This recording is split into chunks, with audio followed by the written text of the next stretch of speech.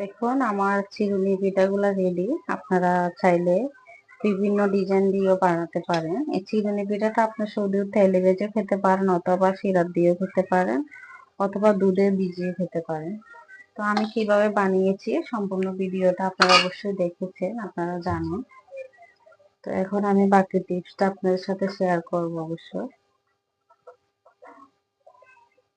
এখান থেকে এভাবে ধরবেন, ধরে এভাবে নাড়া দিবেন, তাহলে চিরুনি পিঠাটা হয়ে যাবে। তো দেখুন কিভাবে বানিয়েছি। আমার পিঠাগুলা সবগুলো আমি এভাবে বানিয়ে নিয়েছি।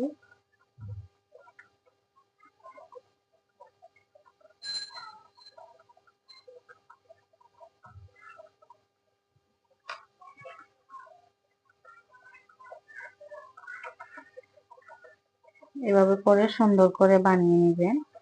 আপনারা আপনাদের সাইজ মতো করে বানাতে পারেন। দেখুন